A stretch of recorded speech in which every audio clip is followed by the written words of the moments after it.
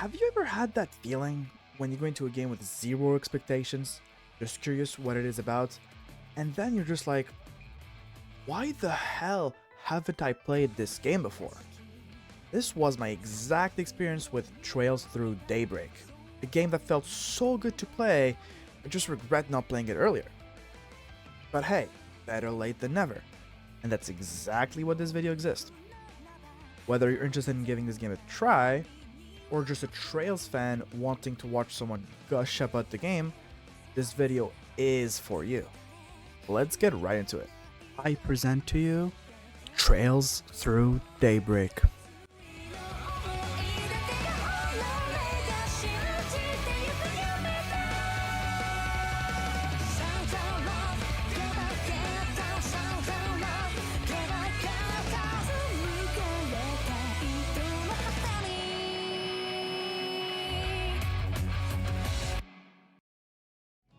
Now, let's start by addressing the title.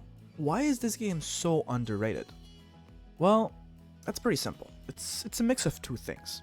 First of all, it's part of the Trails series, which is criminally underrated. If you've never heard of the Trails series, let me explain real quick.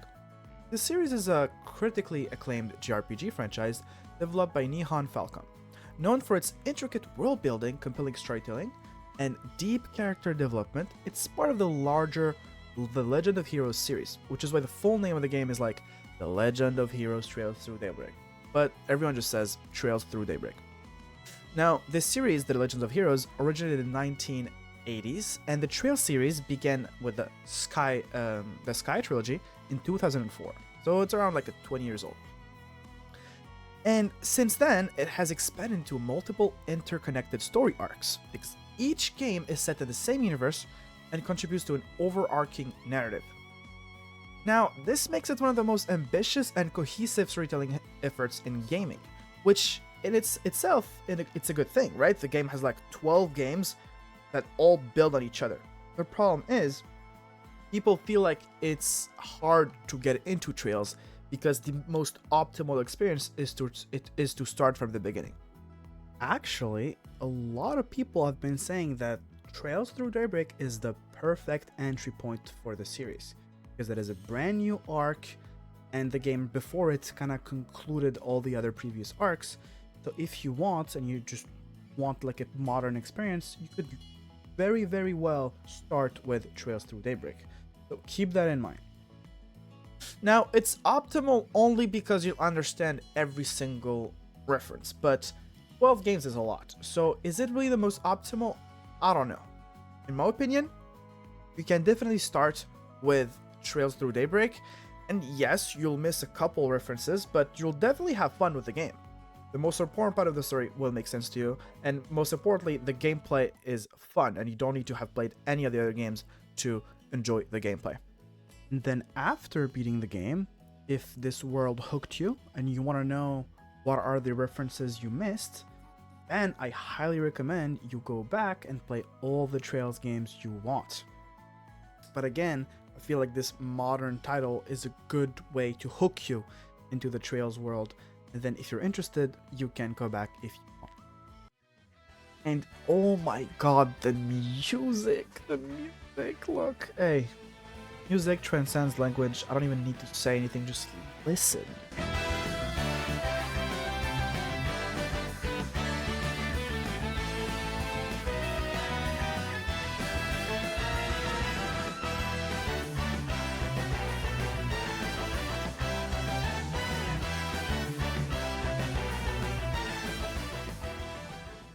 Now, the other part about the Trails series, now we talked about the fact that it's like hard to get into, or at least it feels like it. There's also the problem that the games are released in Japan like way before they're released worldwide, and that made the popularity of the Trails series very low in the West, sadly. In Japan, the series is quite big enough to be called like one of the top JRPG franchises, at least in the top 10, I would say. But here, barely no one knows about it. The only people you would hear talk about the Trail series are the dedicated JRPG players, the ones that are like, deep in the JRPG community, the JRPG YouTubers, right? but it is far from breaking the mainstream in the West because of its release. Like, this game, Trails Through Daybreak, even though the title says it's the most underrated game of 2024, that game was released in 2021. But we only got it this year in the West, which is very sad because it's like I said, the story is very important in this series. So if we get the next chapter of the story later, it would make sense why this series is underrated in the West. But don't worry, even with all these things, it is absolutely worth it to get into the Trail series. So before you continue this video, you have two choices. If this really piques your interest, just buy Trails in the Sky and play through all the Trails games. If you're more of a casual and just want to enjoy like a modern JRPG experience, just continue watching the video and I'll sell you on this wonderful masterpiece that is the Trails Through Daybreak. Now, before the story, before the gameplay, before the world building, I want to talk about the characters. This is going to be the first section of this video because, in my opinion, the characters are the best part of this game. They're all very charming and entertaining in their own way, all different, and they all mix together to create this perfect mix. Now, to prevent spoilers and to also make this video not too long, I'll be focusing on the four main characters, the four first party members, to explain this point. Now, the first four party members are these four. We have Van, Agnes, Ferry, and Aaron. Now, these four characters blend together really well. So, Van. Oh my god, Van. I could fanboy about Van for hours. In my opinion, Van is the best, or one of the best JRPG MCs I've ever played as in my entire life. Now, I would say the other Trails MCs and most JRPG MCs are very hero-like, which is not a bad thing. But Van is an insane just breath of fresh air because he is a very great character. This guy is basically the kind of like man for hire that does jobs for sometimes criminals, sometimes the people who just need help with things that they can't call the police for. And that makes it for a very interesting character because he's not righteous, but he's not evil. He's kind of in the middle, and that makes him very entertaining. I think if you play this game for just like an hour or two, you already know what I mean about Van. He is the coolest, one of the coolest MCs I've played as in my entire life. Now, that is the contrast between him and the next party member is what starts this very cool dynamic between the characters. Agnes, which is the second party member, is quite the opposite. She is a very proper lady, raised by a very wealthy family. At least that's what we try to that's what we start to understand. There's a lot of mystery around her background, but we know she's like she's like a rich kid basically, and she's very righteous. She's like those typical goody two shoes female characters, like, yeah, I'm nice, we don't be bad, you know, that typical, you know what I'm talking about. But yeah, the contrast between her and Van is amazing, and slowly through the story she's being exposed to the darkness of society by working with Van, because she works with Van and then she starts to realize that, you know, in her entire life she's been sheltered, you know, and she starts to realize the dark side of the country she lives in, and she's very interested in it. And that is further contrasted with Ferry. Ferry is a third party member. Now, compared to Van, she is technically innocent, but she also contrasts with Agnes because she's a child soldier. She's been raised in war, in violence her entire life. And so even though she's as innocent as Agnes, and her age basically shows her innocence in multiple dialogues in the story, she still contrasts a lot with Van and Agnes because she was not born and raised in cities. She is, like Van says at some point, she is born and bred a soldier. The opposite, bred and born a soldier. Anyways, let's get to the next character, Aaron. Now, Aaron doesn't give a fuck. Aaron does not give a fuck. And it's with his addition that the party starts to really feel like it's complete, or at least it starts feeling complete. Obviously, you get more party members, but with the first three, I would say the game did not completely sell me yet. I was enjoying myself, but the moment you start the Aaron arc and you get to know him, that's when the party starts to feel complete. Now, like I said, Aaron doesn't give a fuck. He makes jokes about pedophiles, racism, fucking big tits everywhere, prostitutes. The guy is a hornball, and he's, like I said, he is unfiltered. And the contrast with the innocent little fairy makes for so many funny scenes. I'll show multiple examples on the screen, but it feels like you're just watching the dialogue and you're forgetting you're playing a game for some moments. And a lot of people, like myself and many people, when we see a game the dialogue drag on, always have that reaction like, okay, stop the yap, I get it, let me play the game. But with this game, you won't even realize that. Most of the time, you're just engaged in the funny dialogues and banter between the characters.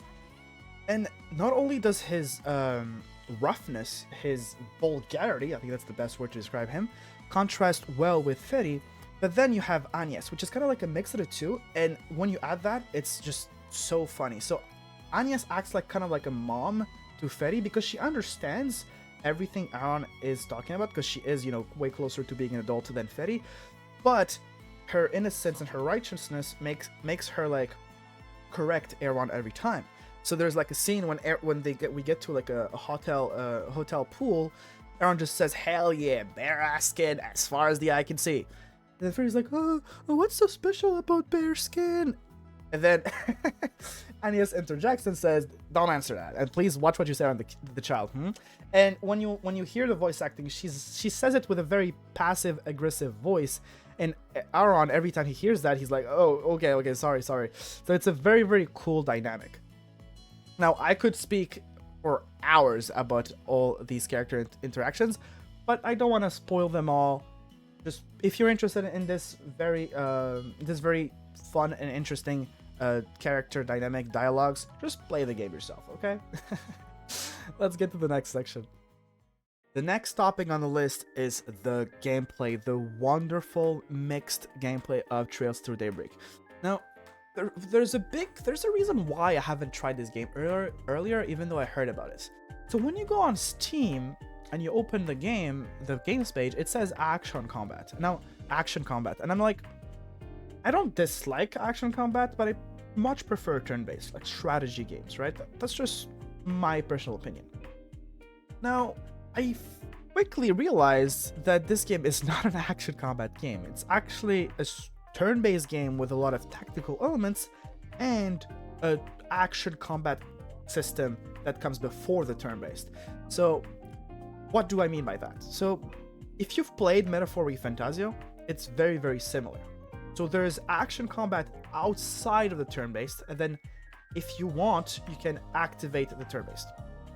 Now, this is a lot more pushed than Metaphor. In Metaphor, the action combat was only there to one-shot weak enemies and to stun enemies before activating the combat.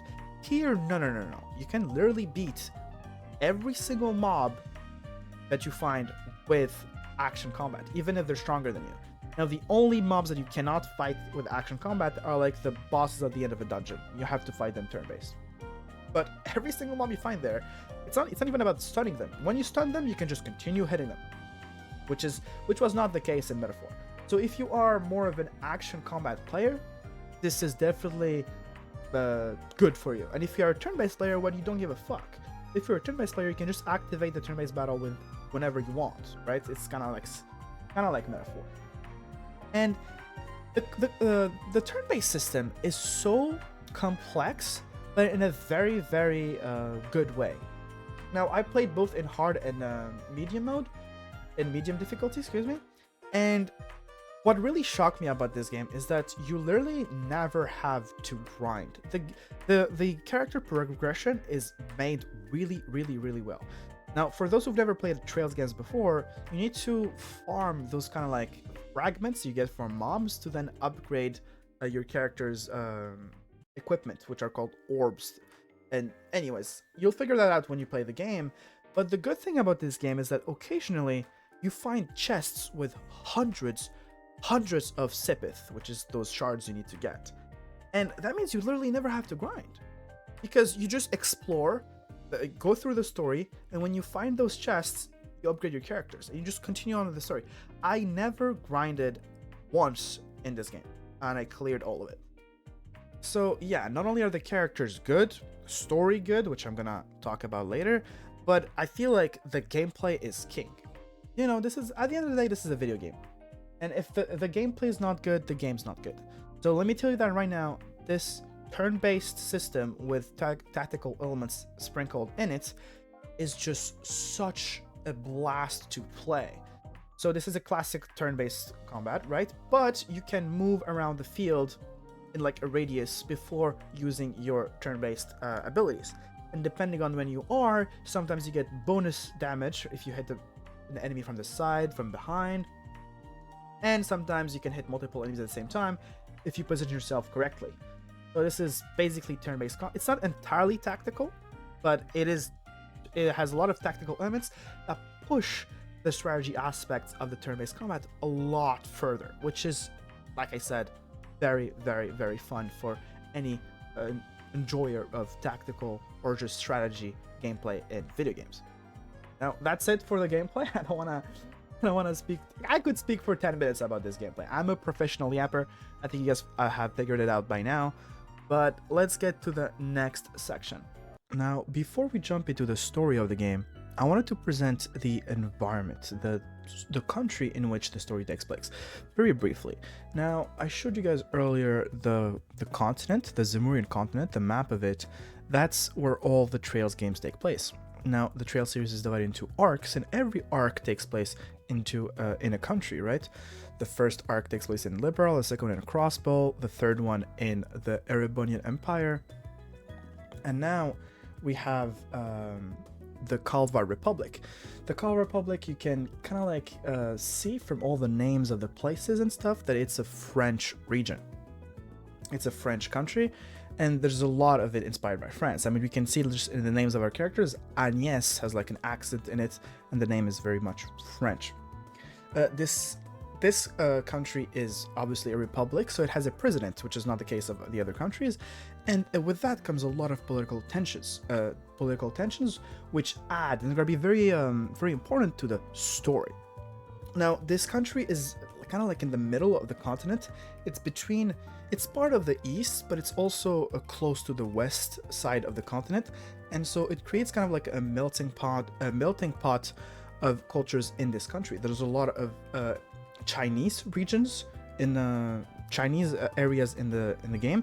There's also a lot more Arabic, so Middle East areas in the game, mixed with obviously the French and European cultures mixed in, and it creates a lot of tensions, political topics that the game kind of takes on very well, in my opinion, but we'll talk more about that in the story section. But yeah, I just wanted to present the country that is the Calvard Republic before jumping in the story. Now, like I said earlier in the video, the Trail series is known for its narrative, and this game is no exception. The story is what keeps you hooked on the amazing gameplay, and the characters that I talked about earlier are the ones who make that story more enjoyable. Everything blends together very, very well. Now, I'm not going to talk too much about the main story because I feel like spoiling the story of a Trails game should be a punishable offense and you should go to jail for it. Anyways, but I want to just give you guys reasons why you should care about the story in this game.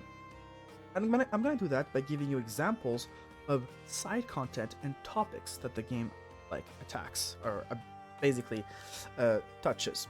Now, this game touches a lot of mature topics, which is very interesting because the Trail series, from when you look at it from like just the art style and shit, it looks very anime, it looks very cool, it looks very like, you know, heroic, and for a while the game does feel that way. But then you realize that this game has a lot of adult topics, like the game talks about drug addiction, racism, and prostitution, for example, which fits a lot which fits very well our morally gray main character. For example, our two male party members, which are Aaron and Van, at some point go to a strip club together. And you're like, what? And from a for a couple of seconds, you might think this is just for fan service purposes. You're looking at like hookers on with like very sexy outfits, like pole dancing in front of you, and in a way, it is kind of fan service. But if that trip to the strip club was only for fan service, it would be bad, and I wouldn't be making this video. No, what is very, very good is that this game like touches mature topics and make them very, very important for the story. So these two characters go to a nightclub, not to just fuck chicks. No. They're there to look at the nightlife of the city, and by looking at the nightlife of the city, they discover a secret about one of the female characters in the story. And that just makes everything important. You know, fan service for the sake of fan service is usually bad. But when you use fan service and make it part of the story, it's just impressive. Also, racism, like I said, is addressed in this game, but it is addressed without it feeling patronizing. Like, the game is not forcing its political views on you, like a lot of modern games are doing. Now, that is an entirely other topic, but it does feel like usually when games touch on racism, on like, you know, white supremacy and stuff like that, they do it in a very, very patronizing way. But the word white supremacy is actually in the game, which I was very shocked about.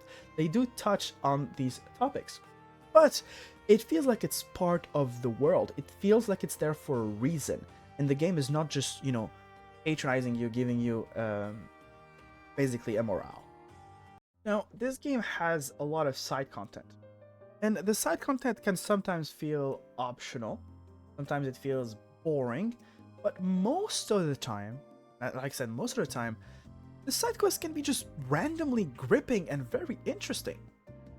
For example, there's that side quest with a little girl you find at the edge of a river on a rainy night. You're just literally just chilling, walking in the city at night between two main story chapters, and you just find a girl. And you have the choice to talk to her or ignore her.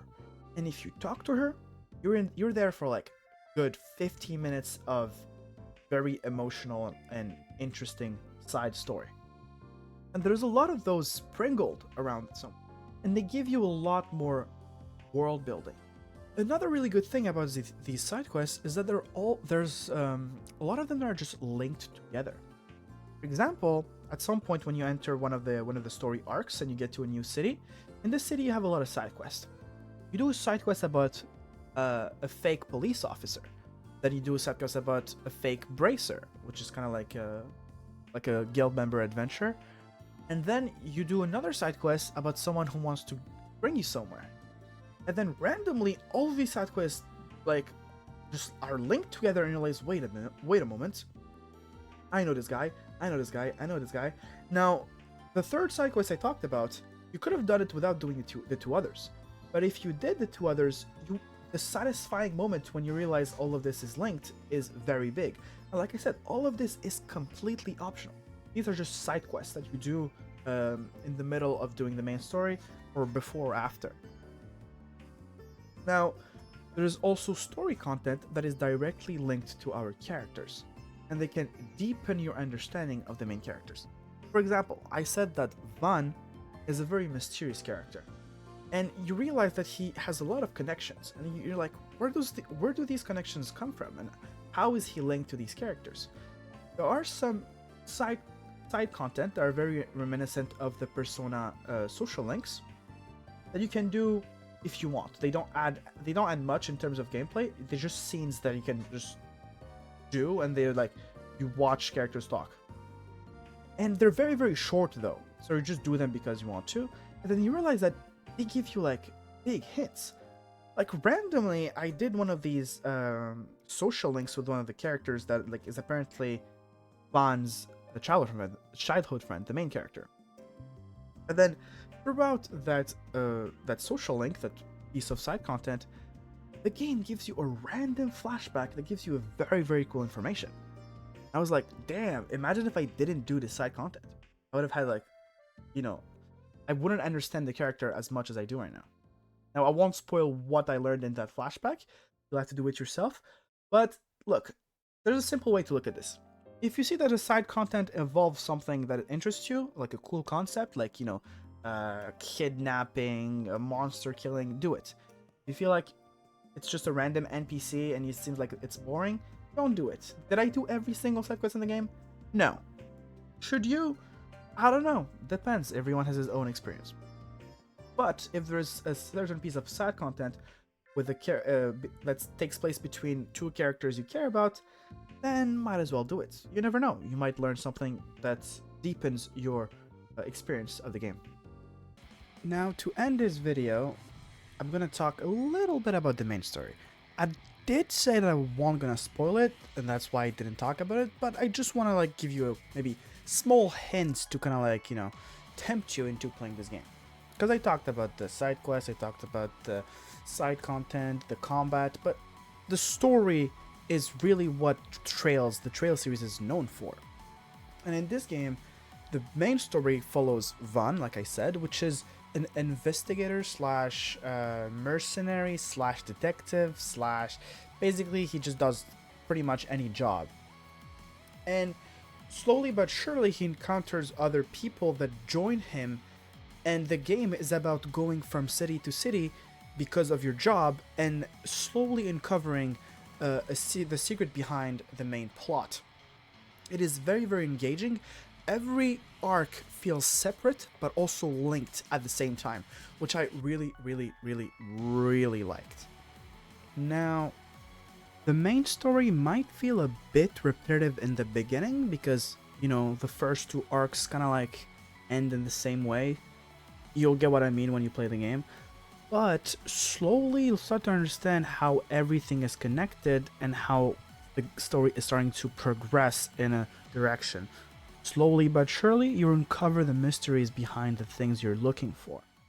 Now, at the end of the day, this video is a lot of yapping, and I did not give a lot of details about the gameplay or the story, because I feel like I shouldn't. This is, look, I'm gonna be honest, this is a case of trust me, bro.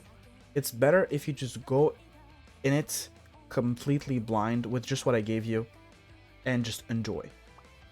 Now, if you want, you can just play like an hour and a half, and if the game is not for you, refund it.